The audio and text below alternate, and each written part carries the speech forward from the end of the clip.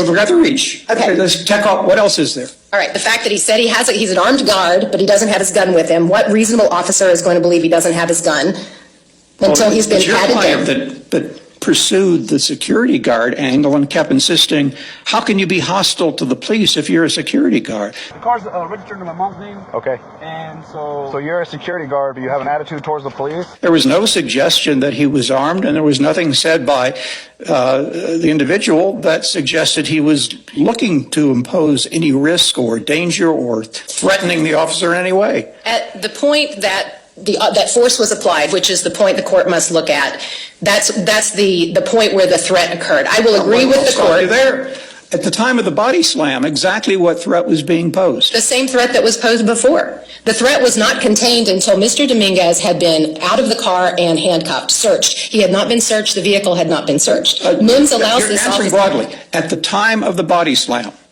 what was the threat? The threat was he was still struggling with the officer. The officer was in the act. It's a fluent act of the officer getting him out of the vehicle and onto the ground so they can get him in handcuffs. At no point did Mr. Dominguez give the officer any indicia of compliance. He ignored every single comment, every single command by the officer.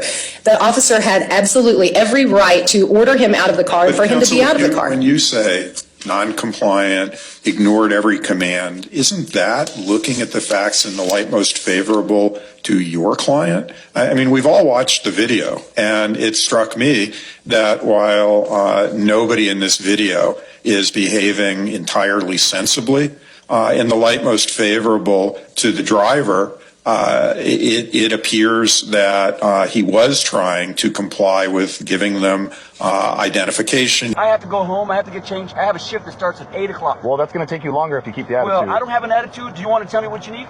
Yeah, I need your license, registration, proof of insurance. He was trying to comply with ratcheting things down. Why should we look at it in the light most favorable to your client in terms of whether he was complying or not complying? Why shouldn't we just look at the video and look at it in the light most favorable to the driver? The Supreme Court requires us to look at, the court to look at the facts, the admitted facts from a reasonable officer's perspective. Right, but that's not the same as in the light most favorable to your client. Your Honor, we have, at the point that he is ordered out, he orders Mr. Dominguez out of the vehicle 7 times, and on the 7th time in the warning, get out or I'm going to rip you out of the car. Isn't he also standing in front of the door, not allowing the driver to get out of the car while he's ordering him out of the car? Go ahead and step out of the car. You don't have a right to open Go ahead and step out of the car. This is private property. Go ahead and step out. Do not touch me.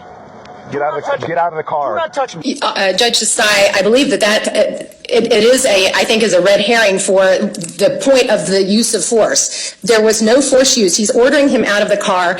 Plaintiff is leaning back, much like you or I might do if we drop our cell phone in our car. But what is he leaning back for? Is he leaning back from a reasonable officer's perspective to gain access to something?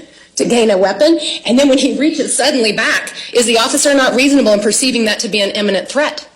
And that's the point that force is used, regardless of whether he could get out of the car or not. At that point, Mr. Dominguez was a passive resistor until the point that he chose to make that sudden, unexpected reach, which was different from every other fidget or looking for papers. The tensions had risen at that point, and he unexpectedly reached into the dark interior compartment of that car. Oh, it wasn't all that dark because the other officer was on the other side shining his flashlight in that direction. There's no evidence, Judge Clifton, that Officer Kohler saw anything that the flashlight was shined upon. And even if it did. I'm not saying what he saw. I'm saying it wasn't all that dark. You're trying to emphasize it's dark, and I'm saying, gee, a flashlight is going through with the officer on the other side. So, again, it seems to me that your argument depends on a certain characterization of the facts, and that's not what we're supposed to be doing here. If the